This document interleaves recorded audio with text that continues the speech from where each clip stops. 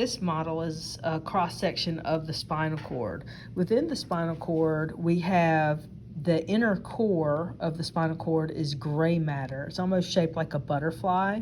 And then surrounding the gray matter, we have the white matter. The gray matter is referred to as horns, and the white matter is referred to as columns or funiculi. A funiculus is singular.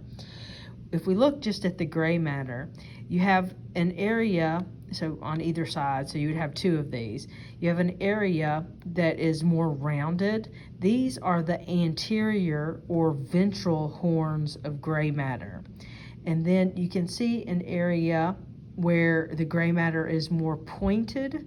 Those are the posterior or the dorsal horns of gray matter.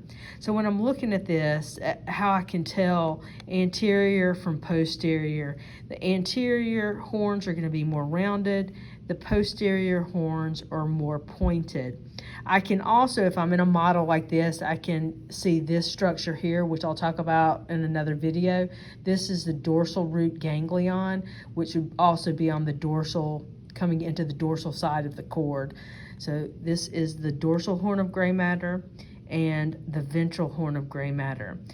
In some areas of the cord, specifically in the thoracic and lumbar regions associated with the sympathetic division of the autonomic nervous system, we have another little area of gray matter referred to as the lateral horns of gray matter.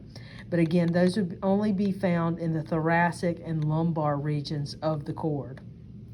Connecting the two areas of the two butterfly wings of gray matter is this small connection called the gray commissure.